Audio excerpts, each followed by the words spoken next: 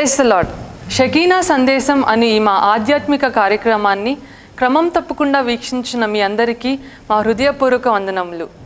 ఇప్పుడు షకీనా మినిస్ట్రీస్ సంఘ కాపరి పాస్టర్ జి విజయ్ కుమార్ గారు వాక్య సందేశం అందిస్తారు. మనమందరం ప్రార్థనాపూర్వకంగా ఆలకించి దేవుని దీవెనలు పొందుదాం.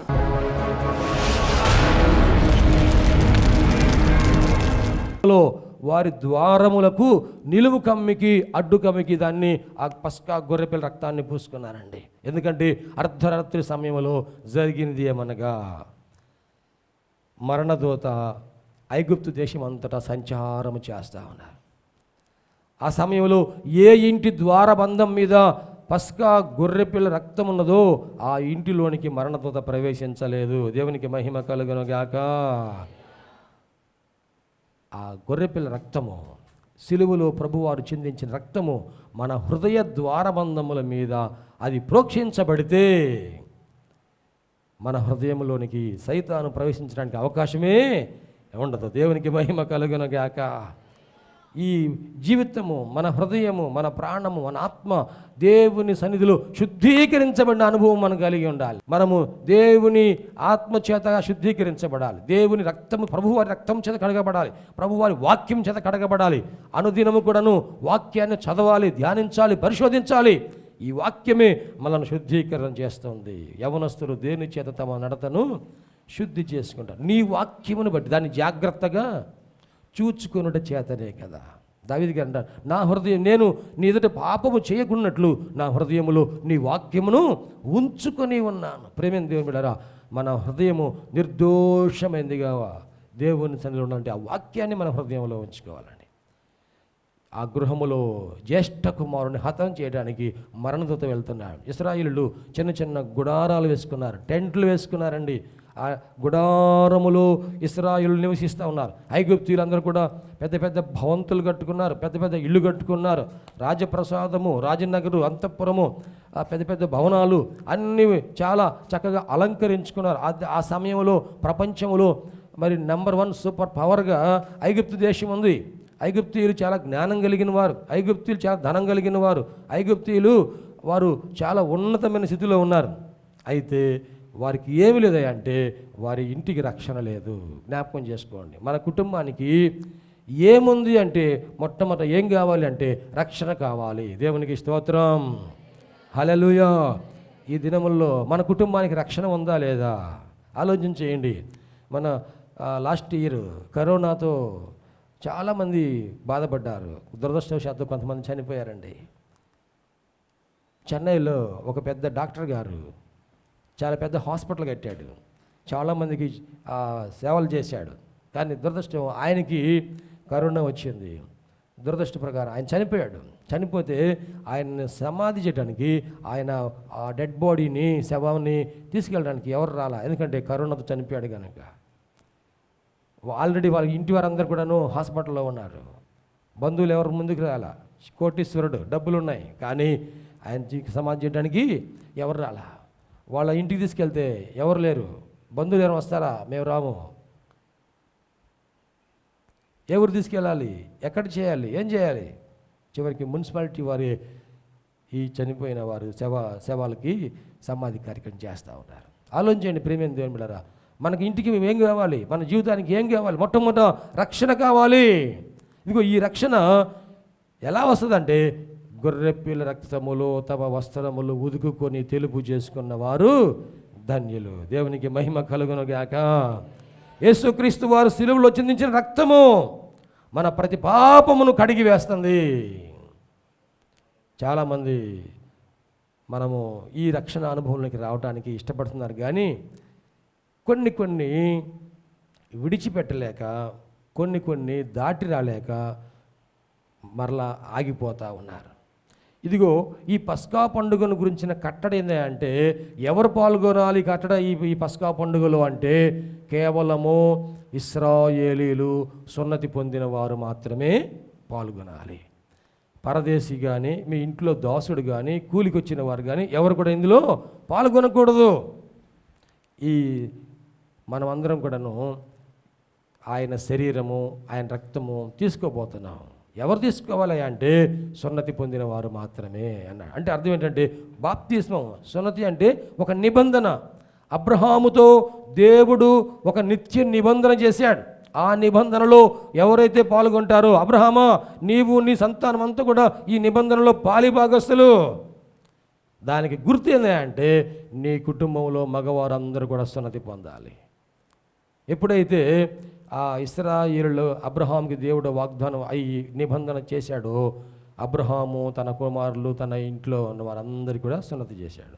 వారి సంతానం అందరూ కూడాను సున్నతి కార్యక్రమంలో పాల్గొన్నారు. ఇప్పటి వరకు కూడాను అబ్రహాము కుటుంబంలో జన్మించిన వారందరూ కూడా, అనగా 12 గోత్రాలకు సంబంధించిన ఇశ్రాయేలు అందరూ కూడాను సున్నతి ఆచరిస్తూ ఉన్నారు. హాగరు సంతానం అంతా కూడా సున్నతి ఆచరిస్తూ ఉన్నారు. దేవుని బిడ్డారా, జనవరి 1 తారీఖున అందరం కూడాను నూతన సంవత్సర వేడుకల్లో మనం పాల్గొంటూ ఉన్నాం. అయితే అదే సందర్భంలో జ్ఞాపకం చేసుకోవాల్సిన మరొక విషయం ఏంటంటే మన డిసెంబర్ 25 నుండి జనవరి 1 తారీఖు వరకు ఎన్ని రోజులు అంటే 8 రోజులు ఉంటాయి. అవునా? డిసెంబరు 25 క్రిస్మస్ పండుగ ఏ వారం వచ్చింది? శుక్రవారం వచ్చింది. మరి జనవరి 1 ఎన్ని రోజులు అయినప్పటికీ 8 రోజులు అయినాయి. అవునా?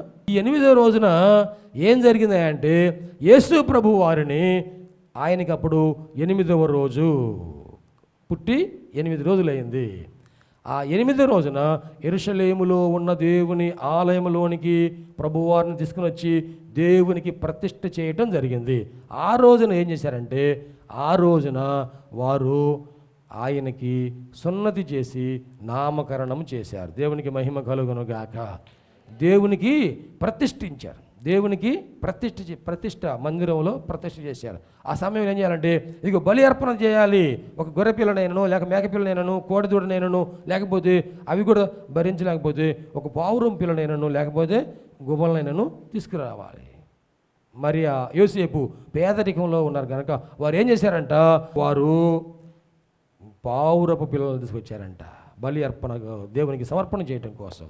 ఆ రోజున ఆయనకి సున్నతి చేశారు. గమనించండి, ఆ రోజున యేసయ్యను ప్రతిష్ఠ చేశారు. నూతన సంవత్సరం మొట్టమొదటి రోజున మనం అందరం కూడాను దేవునికి మనం ప్రతిష్ఠ చేసుకోవాల్సిన సందర్భాన్ని జ్ఞాపకం చేసుకోవాలి. ఇంకంతేకాకుండా ఈ సంవత్సరాదిన నేను నా జీవితాన్ని నీకు ప్రతిష్ఠించుకుంటాను ప్రభువా, ఈ సంవత్సరాది నుండి సంవత్సరాంతం వరకు నీవు నాతో ఉండి నడిపించు ప్రభువా అని మనం దేవునికి అప్పగించుకుంటే ఆయన మనకు తోడుగా ఉండి నడిపించను గాక.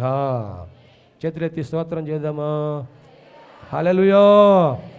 ఆ రోజు సున్నతి జరిగింది. అలాగనే మనం కూడా నిబంధనలో పాలిభాగస్సులంగా ఉండాలి. ఈ సున్నతి దేనికి సూచనగా ఉంది అంటే ఈ సున్నతి బాప్తిసం పొందడానికి సూచనగా కనపడతా ఉంది.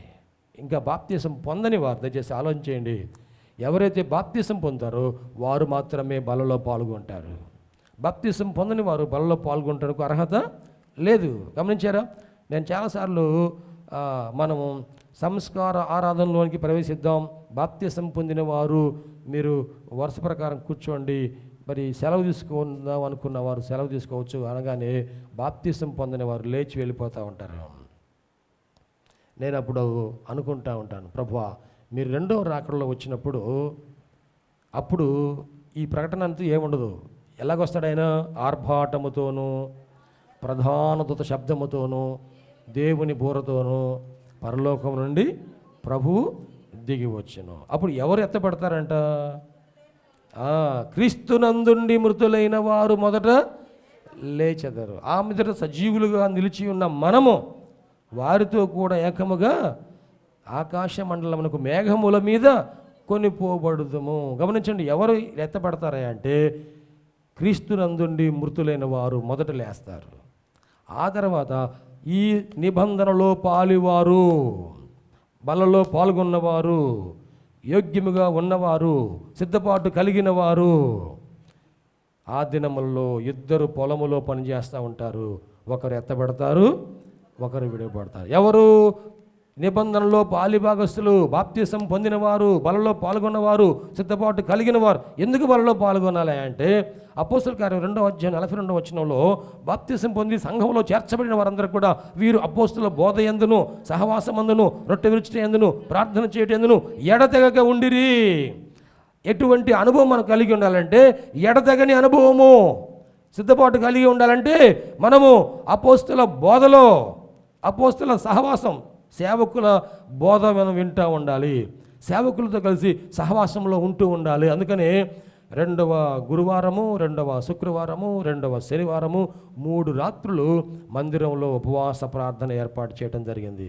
ఎంతమంది పాల్గొన్నారో మీకు అందరికీ తెలుసు. పాల్గొన్న వారందరూ కూడాను ఏదో రకంగా ఆశీర్వదించబడ్డారు. దేవునికి మహిమ కలుగునుగాక. పాల్గొన్నవారు ఎంతో కొంత సమయం దేవునికి ఇచ్చారు, పాల్గొన్నవారు ఎంతో కొంత ప్రార్థన చేశారు, పాల్గొన్నవారు దేవుని దగ్గర ఏదో ఒకటి పొందుకున్నారు. ఒకవేళ మీరు పాల్గొకపోతే వచ్చే నెల నుండి సరే క్రమంగా పాల్గొనండి. ఎందుకంటే మనము ఈ సహవాసములో ఎడతెగక ఉండాలి. అప్పుడే సిద్ధపాటు కలిగి ఉంటాం. కొంతకాలం దేవునితో, కొంతకాలం లోకంలో ఉంటే మన సిద్ధపాటు కలిగి ఉండం. కన్యకులు 10 మంది వచ్చారంట. ఈ 10 మందిలో 5 మాత్రమే నూనె తెచ్చుకున్నారు, మిగతా 5 నూనె తెచ్చుకోలేదు. తెచ్చుకున్న వారు మాత్రమే పెండ్లి కుమారుడితో కూడా వెళ్ళారు. అలాగనే అందరూ మనం మందిరానికి వస్తున్నాం, సంఘంలో వచ్చాం, కానీ సిద్ధపాటు కలిగి ఉన్నామా లేదా? ఇదిగో ఈ పస్కా పండుగలో మీరు పాల్గొనాలంటే దీనికి కట్టడి ఏమిటా అంటే మీరు సున్నతి పొందాలి. మనం చదువుకున్న మూలాంశంలో అక్కడ రాయబడింది, మీ ఇంటిలో మరి ఉన్నవాడు అన్యుడు ఎవడును దాన్ని తినకూడదు. 43వ వచనంలో అన్యుడు ఎవడును దాన్ని తినకూడదు, కానీ వెండితో కొనబడిన దాసుడు సున్నతి పొందిన వాడైతే దానిని తినవచ్చును. అనగా వెండితో కొనబడిన దాసుడు. అన్యుడు అంటే ఒక వ్యక్తిని మన ఇంటిలోనికి పని మనిషిగా కొనుక్కుంటే ఆ దినముల్లో ఈ ఆచారం ఉండేది. అతన్ని ఎలా కొనాలంట? వెండితో విమోచించితే, అంటే వెండినిచ్చి అతన్ని విడిపించాలి. ఇటువంటి అనుభవము దేనికి సూచనగా ఉందంటే ఆయన తన విలువైన రక్తముతో మనల్ని విమోచించాడు, మనల్ని కొన్నాడు. రక్తముతో మనను కొన్నాడు. అమూల్యమైన రక్తము, నిర్దోషమైన రక్తము, ఆ గొర్రెపిల్ల రక్తముతో మనల్ని కొన్నాడు, మనల్ని విడిపించాడు. ఇప్పుడు మనము అన్యులము కాదు, కానీ ఇదిగో ఆ రక్తముతో విమోచించబడి మనము ఇశ్రాయేలులో చేరాము. ఇప్పుడు వీరేం చేయాలంట? సున్నతి పొందాలి. తర్వాత దానిలో అక్కడ ఏం రాయబడిందంటే 48 వచనం, నీ యొద్ద నివసించు పరదేశి యెహోవా పస్కాను ఆచరింప గోరిని ఎడల అతనికి కలిగిన ప్రతి మగవాడు సున్నతి పొందవలెను. తరువాత అతడు సమాజంలో చేరి దానిని ఆచరింపవచ్చును. అట్టివాడు మీ దేశంలో పుట్టిన వాడితో సముడగును. సున్నతి పొందని వాడు దానిని తినకూడదు. వెండితో విమోచించబడాలి, తర్వాత సున్నతి పొందాలి. అంటే వెండితో విమోచించబడటం అంటే రక్తములో మన పాపములన్నీ కడిగివేయబడాలి. తర్వాత సున్నతి పొందాలంటే బాప్తిస్మం పొందాలి. ఎప్పుడైతే మనం విమోచించబడతామో, బాప్తిస్మం పొందుతామో, అప్పుడు బల యుద్ధకు రావడానికి మనకి అవకాశం. మనము ఈ ఇశ్రాయేలుతో సమాన వారసులముగా ఆశీర్వదించబడతాం. ఒకవేళ మనం ఇంకా రక్షణ పొందకపోతే, దయచేసి దేవుని బిడ్డలారా, రక్షణ పొందితే చాలా ఆశీర్వాదాలు మనం పొందుతాం. యేసయ్య దగ్గర మనం పాప క్షమాపణ పొందితే ఆయన మనల్ని ఆశీర్వదిస్తారు. నీకు ఆరోగ్యం లేకపోతే దేవుడు నీకు ఆరోగ్యం ఇస్తాడండి. శాంతి లేకపోతే శాంతిని ఇస్తాడు. సమాధానం లేకపోతే సమాధానం ఇస్తాడు. నీ కుటుంబంలో ఆర్థిక ఇబ్బందులు, నీ జీవితంలో అప్పుల భారాలు, నీకు సమస్యలు, శోధనలు ఉంటే వాటన్నిటి నుంచి ఆయన విడిపిస్తాడు. వీటన్నిటికంటే శ్రేష్టమైన ఆశీర్వాదము ఏమిటంటే నిన్ను ఇదిగో ఈ పస్కా పండుగలో పాల్గొన్నట్లుగా ఆశీర్వదించి, ఎవరైతే నిబంధనలోనికి వస్తారో, సున్నతి పొందుతారో, విమోచించబడి సున్నతి పొందుతారో, ఇశ్రాయేలులతో సమాన వారసులు అవుతారు. అప్పుడు ప్రభు వచ్చినప్పుడు ఎత్తబడే భాగ్యము మనం పొందుకుంటాం. దేవునికి మహిమ కలుగును గాక. హల్లెలూయా. కాబట్టి మనము నిర్లక్ష్యం చేయకుండా ఇదిగో సమయం ఉండగానే మనము దేవుని సన్నిధిలోనికి చేర్చబడాలి. ఇప్పుడు మనము ఇశ్రాయేలుతో సమానముగా ఉన్నామా, అన్యులుగా ఉన్నామా? ఒకసారి ఆలోచించేయండి. బాప్తిసం పొంది, సున్నతి పొంది మనము పండుగలో పాల్గొంటున్నామా, లేకపోతే ఇంకా మనము బాప్తిసం పొందకుండా మనం తిరిగి వెళ్ళే వారముగా ఉన్నామా? ప్రేమైన దేవుని బిడ్డలారా, ఒకసారి ఆలోచించేయండి.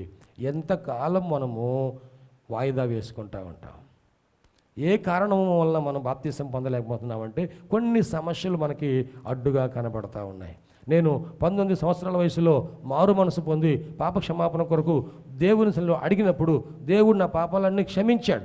నా మనసులో దేవుడు గొప్ప నిశ్చేతనిచ్చాడు, నా హృదయంలో రక్షణ ఆనందాన్ని దయచేశాడు, నేను సిద్ధపడ్డాను, నేను బాప్తిసం పొందాను అని రెడీగా ఉంటే మా అమ్మ మా నాన్న వాళ్ళు అన్నారు, ఇప్పుడు బాప్తిసం పొందద్దయ్యా, ఎందుకంటే ఇంకా నీ చదువు అయిపోలేదు, నీకు ఉద్యోగం రాలేదు, నీకు వివాహం కాలేదు. ఎన్ని సమస్యలు ఉన్నాయండి? ఒకటి చదువు, రెండోది ఉద్యోగము, మూడోది వివాహం. మరి కొంతమంది ఇంకా కొన్ని సమస్యలు, ఈ ఇబ్బందులు ఉన్నాయి, అందువల్ల బాప్తిసం ఇప్పుడే వద్దు అని వాయిదా వేస్తున్నారు. ప్రేమ దేవుని బిడ్డలారా, ఇవన్నీ మన సమస్యలకు సమాధానం ఎవరిస్తారు? నీ చదువులో ఎవరు సహాయం చేస్తారు? నీ ఉద్యోగ విషయంలో ఎవరు సహాయం చేస్తారు? నీ వివాహం విషయంలో ఎవరు సహాయం చేస్తారు? నీ సంతాన విషయంలో ఎవరు సహాయం చేస్తారు? నీ ఇంటి విషయంలో కానీ, నీ కుటుంబ విషయంలో కానీ, నీ తల్లిదండ్రుల విషయంలో కానీ, నీ బంధువుల విషయంలో కానీ, ఇంకా ఇతర కార్యక్రమాలు అన్నింటిలో కూడా ఎవరు సహాయం చేస్తారు? నన్ను నా పాపాలు క్షమించిన యేసయ్య, నాతో మాట్లాడిన యేసయ్య నా అన్ని విషయాల్లో సహాయం చేస్తాడని విశ్వాసముతో నేను బాప్తిసం పొందాను. బాప్తిసం పొంది నేను ఆయన కుమారుడిగా మార్చబడ్డాను, ఆయన శిష్యుడిగా మార్చబడ్డాను, ఆయన సంఘములో చేర్చబడ్డాను. ఆ తరువాత యేసయ్య నా జీవితంలో ఏ ఏ అవసరాలు ఉన్నాయో వాటన్నిటిలో కూడా నాకు సహాయం చేశాడు. దేవునికి మహిమ కలుగునుగాక. నా చదువుల విషయంలో ఆయన సహాయం చేశాడు, నా ఉద్యోగ విషయంలో ఆయన సహాయం చేశాడు, నా వివాహ విషయంలో ఆయన సహాయం చేశాడు, నా కుటుంబ విషయంలో ఆయన సహాయం చేశాడు, అన్ని విషయాలు కూడా సహాయం చేశాడు. ఏ సమస్య గురించి బాప్తిస్మాన్ని వాయిదా వేస్తున్నారో, ఏ సమస్య గురించి బలలో చేరకుండా దూరం అయిపోతున్నారో ఒకసారి మీరు ఆలోచన చేయండి. ఒకవేళ మన కారణము దేవుని దృష్టిలో సమంజసం కాదేమో, మనం వాయిదా వేయటము దేవునికి ఇష్టం కాదేమో, ఏ కారణం వలన మనం వాయిదా వేస్తున్నామో మీరు ప్రార్థన చేయండి. పరిశుద్ధ ఆత్మ దేవుడు మీతో మాట్లాడును గాక, ఆయన మనకు సమాధానం దయచేయను గాక, ఆ నిత్య రాజ్యములో మనం పాల్గొనడానికి ప్రభు తన కృప మనకు అనుగ్రహించను గాక. సంస్కార ఆరాధనలో పాల్గొన్న ప్రతి ఒక్కరు కూడాను పరలోక రాజ్యంలో చేర్చబడటానికి, ఇదిగో వధువు సంఘములో చేర్చబడటానికి ఆయన మనకు కృపనిస్తాడు. వధువు సంఘము ఎవరు అంటే, ఎవరైతే బాప్తిసం పొంది బలలో పాల్గొని ఎత్తబడే గుంపులో ఉంటారో వారే వధువు సంఘం. మన సంఘం ఉంది షకీనా ప్రార్థనా మందిరం. ఇందులో ఎంతమంది సిద్ధపాటు కలిగి ఉంటారో జ్ఞాపకం చేసుకోండి. మందిరంలో ఎంతమంది కూర్చున్నాము అనేది లెక్క కాదు, ఎంతమంది ప్రభు రాకడ కొరకు సిద్ధపాటు కలిగి ఉంటారో ఆ కడబూర శబ్దం వినపడగానే వారందరూ కూడా ఎత్తబడతారు. ఒకవేళ సిద్ధపాటు కలిగి ఉండకపోతే మనం ఎత్తబడలేము. నోవహు దినముల్లో ఓడ నిర్మించమంటే ఓడ కడతా ఉన్నారు, ఓడను నిర్మిస్తూ ఉన్నారు. నోవహు కుటుంబము ఇంకా అనేక మంది వచ్చి ఆ ఓడను కట్టారు. జలప్రళయము ప్రారంభమవగానే ఓడలోనికి నోవహు, ఆయన భార్య, 3 కుమారులు, 3 కోడళ్ళు, 8 మంది ఓడలోకి ఎక్కారు. కానీ ఆ కట్టిన వారిలో ఇంకా ఎవరు కూడా ఎక్కలేదు. సంఘ నిర్మాణంలో అందరూ పాల్గొంటున్నాం, పరిచర్యలో అందరూ పాల్గొంటున్నాం, కానీ ఎవరు సిద్ధపాటు కలిగి ఉంటారో వారే ఎత్తబడతారు. జాగ్రత్త. నేను మందిరంలో పనిచేస్తున్నాను కదా, పరిచర్యలో పాల్గొంటున్నాను కదా, నేను రోజు ఇంకా నా దేవుని సేవ కోసం అది చేస్తున్నాను, ఇది చేస్తున్నాను, మందిరంలో కానుకలు ఇస్తున్నాను, ఇంకా నేను ఇంకేది అది చేస్తున్నాను, ఇది చేస్తున్నానని మనం చాలాసార్లు మనం చేసేదాన్ని బట్టి తృప్తి పడుతున్నామేమో, కానీ దేవుని దృష్టిలో అది యోగ్యముగా ఉందో లేదో ఒకసారి ఆలోచన చేయండి. ఎవరైతే ఎత్తబడతానికి సిద్ధపాటు కలిగి ఉంటారో వారు మాత్రమే ఎత్తబడతారు. అందుకనే మీరు తనను తాను విమర్శించుకున్నవాడు తీర్పు పొందకపోవును. బల్ల ఎద్దుకు వచ్చినప్పుడు ఆయన శరీరము, ఆయన రక్తము తీసుకోబోయే ముందు మనమే పరీక్ష చేసుకోవాలి. పోయిన నెలలో సంస్కార ఆరాధనలో పాల్గొన్నాం, ఈ నెలలో సంస్కార ఆరాధనలో పాల్గొంటున్నాం. ఈ మధ్య కాలంలో ఒకవేళ దేవునికి ఇష్టం కాని కార్యములు మనం ఏమైనా చేసామా? రాత్రి కూడా మనం ధ్యానం చేసుకున్నాం. దేవా, నీవే నా దేవుడవు, నీ చిత్తానుసారముగా ప్రవర్తించుట నాకు నేర్పించము.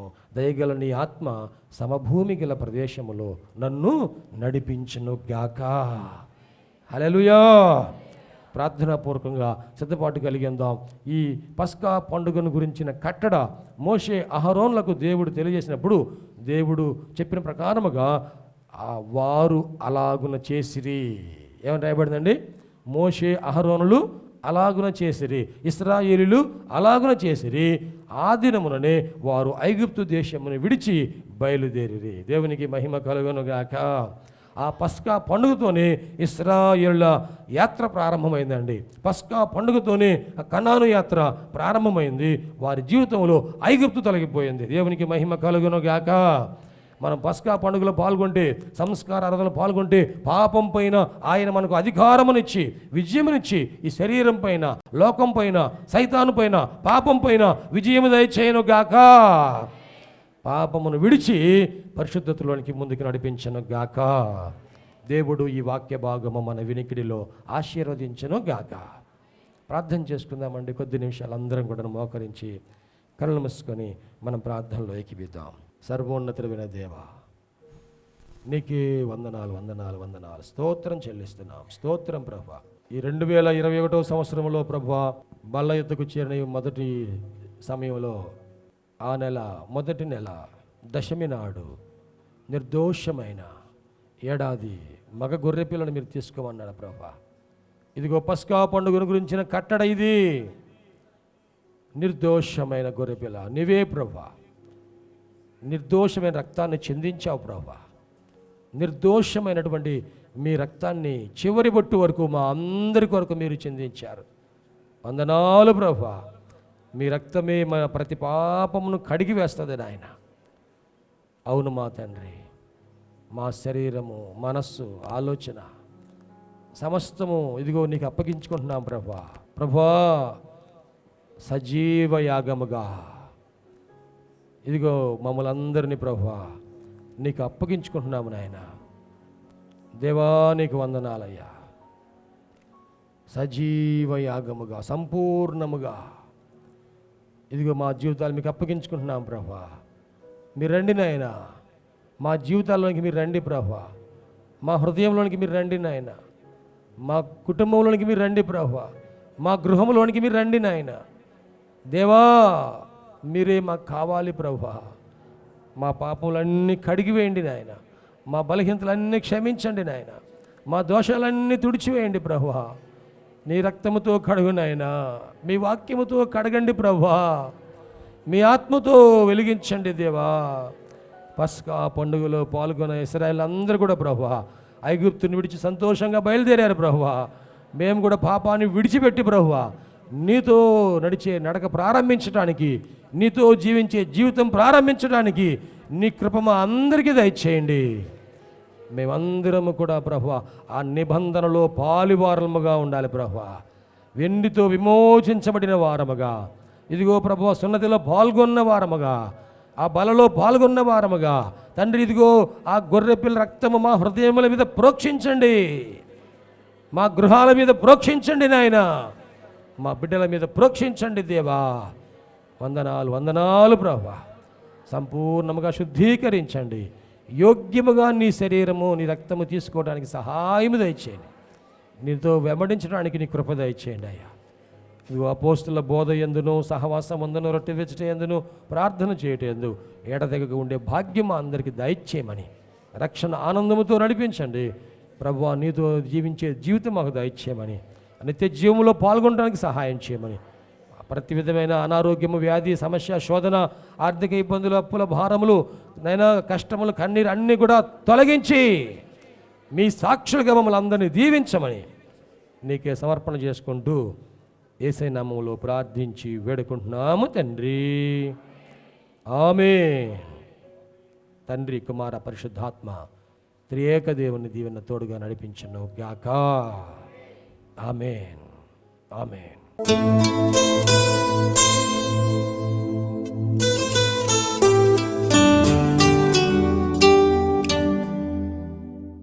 కూడి వచ్చిన మీ అందరికీ నా వందనాలు. ఫాస్టర్ గారికి, ఫాస్టమ్ గారికి నా వందనాలు. మా బాబుకి మొన్న 28వ తారీఖు జ్వరం వచ్చిందండి. జ్వరం వస్తే 3 రోజులు ఆ మామూలుగా ఇంటికాడ ఆర్ఎంపీ డాక్టర్కి చూపిస్తే తగ్గిపోయింది కదా అని నేను, పిల్లోడు ఏం తినట్లేదు, నోరు చేదుగా ఉందేమో అందుకనే తినట్లేదేమో అనుకున్నాను. 2 రోజులకి బాగా డల్ అయిపోయాడు, వాంతులు అయిపోతున్నాయి, ఏం తినట్లేదు. నాకేమో భయం వేసింది. భయం వేసి ఫస్ట్ తారీఖు పొద్దున్నే హాస్పిటల్ తీసుకువెళ్దామని తీసుకువెళ్ళానండి. తీసుకెళ్ళంగానే రాజా హాస్పిటల్ తీసుకెళ్ళంగానే డాక్టర్ గారు టెస్టులు చేశారు. చేసి చూడంగానే అబ్బాయికి వాంతులు అయిపోయినాయి, బ్లడ్ పడిపోయింది. ఆయనేమో మా వల్ల కదమ్మా తీసుకెళ్ళిపోండి, ఐసీలో ఉంచాల్సిందే అని అన్నారు. ఆ పిల్లోడు ఇప్పుడు దా బాగున్న పిల్లోడు ఈయన ఇంట్లో లేడు, నేను మా చెల్లె ఉన్నామండి. నాకేమో భయం వేస్తుంది, ఏం చేయాలో అర్థం కాలేదు. హాస్పిటల్ ప్రైవేట్ హాస్పిటల్లోనే తీసుకొని అన్నారు. పిల్లోడు ఏం చేయాలా అనుకుంటుంటే బయట ఐసీకి తీసుకెళ్ళండి అని అన్నారు. బయట ఐసీకి తీసుకెళ్తే మేము మొన్న కరోనా టైంలో ఐసీలో మేము పని చేయడానికి వెళ్ళాం. పేరెంట్స్ని ఎవరిని లోపలికి రానిరు. మా బాబు ఇంకున్న పరిస్థితిలో నేను కూడా లేకపోతే ఏమైపోతాడా అనుకున్నాను. గవర్నమెంట్ హాస్పిటల్ తీసుకెళ్ళంగానే దేవుడు దయ్యానండి మొత్తం. నాకైతే గవర్నమెంట్ హాస్పిటల్లో పట్టించుకోరు అది ఇదని అందరూ అన్నారు, కానీ దేవుడు నాకు ఇప్పుడు తోడుగా ఉన్నాడు అనిపించారు. డాక్టర్లు మా బాబుని బాగా చూశారు. అసలు బాబు అప్పుడు దాకున్న కలర్ కూడా లేడండి. అప్పటికప్పుడే ఆ పూట్లోనే నల్లగా అయిపోయాడు, మచ్చలు వచ్చేసినాయి. అసలు మాట్లాడట్లేదు పిల్లోడు, అసలు స్పృహలో కూడా లేడు. లేకపోగానే అందరూ డేంజర్ అయిపోయిందమ్మా. హార్ట్ బీట్ పల్స్ తగ్గింది, హార్ట్ బీట్ డౌన్ అయిపోయింది, లివర్ ఇన్ఫెక్షన్ అయిపోయింది, బ్లడ్ మొత్తం అన్నీ అదుపు తప్పినాయి. ఏది చెప్పినా కానీ నువ్వేం అనుకోవద్దు, దేనికి ఏది పాడైపోయినా కానీ మందులు ఉన్నాయి అంటున్నారు. నాకేమో భయం వేసేసింది. భయం వేసేసి నాకేం చేయాలో అర్థం కాక ఫాస్టర్ గారికి జనవరి 1 రోజు ప్రేయర్ జరుగుతుంది ఇక్కడ. ఫాస్టర్ గారికి అందరికీ ప్రార్థన వాళ్ళందరికీ ఫోన్ చేస్తున్నా కానీ నాకు భయం వేస్తుంది. అంతే ఉంచాము. ఐసీలో చేర్చారు బాబుని. డాక్టర్లు ఏమో చెప్తున్నారు ఏమి చెప్పలేము మేము. దేవుడా నువ్వే నాకు తోడున్నావు, ఉంచితే ఇద్దరిని ఇంటికి పంపించు, లేకపోతే ఇద్దరం వద్దయ్యా, నేనే ఇక్కడే ఏదో చేసేసుకుంటానని బాబుని లోపలికి ఐసీలో తీసుకెళ్లారు. నేను బయట చచ్చిపోదామని బయట రెడీ అయిపోయాను. అక్కడే ప్లాస్టిక్ కోసం అంటుతుంది, అది తీసేసుకున్నాను. నా దేవుడు నాకు తోడుంటే నా పిల్లడితో నన్ను ఇంటికి పంపిస్తాడు, లేకపోతే అక్కడే ఏదో ఒకటి అయిపోతామని అనుకున్నా. అప్పుడే నేను మిషన్ కుడతాను బట్టలు, ఎమర్జెన్సీ వాటిలో డాక్టర్ ఉంది, ఆమె వచ్చేసింది. అందరూ కలిసి నా బిడ్డకు అందరూ తోడుకున్నారు. మందిరంలో ప్రార్థనలు అన్నీ తోడుకుండి నా పిల్లోడు అన్ని పనికి రాని అని అనుకున్నాయి కూడా. బ్లడ్ వాంతులు అయిపోయిన పిల్లోడు, కలర్ మారిపోయిన పిల్లోడు 3 రోజుల్లో నార్మల్గా వచ్చేసాడు. అందరూ హాస్పిటల్లో డాక్టర్లు కూడా ఈ పిల్లోడేంటి, ఈ జ్వరంలో డెంగ్యూ జ్వరం వచ్చింది, ఈ జ్వరంలో ఈ పిల్లోడేంటి 3 రోజుల్లో నార్మల్గా రావడం, రంగు మార్చమని డాక్టర్లే ఆశ్చర్యపోయారు. అమ్మ నువ్వేమనుకున్నావు మాకు తెలియదు, కానీ నీ బిడ్డ తోడు నీకుందమ్మా, నీ దేవుడు తోడు అని అన్నారు. నేనైతే చాలా ఆనందపడ్డాను.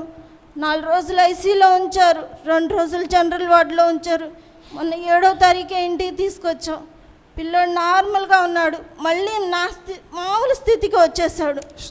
ఇంటికాడ వాళ్ళు కానీ మళ్ళీ వీళ్ళు ఉంటారు మున్సిపాలిటీ వాళ్ళందరూ వచ్చి అందరూ చూసిన వాళ్ళే, బాబు ఏంది మామూలు స్థితిలో ఉన్నాడా, మామూలుగా ఉన్నాడా, జ్వరం వచ్చిన పిల్లవాళ్ళలాగే లేడు అని అందరూ అన్నారు.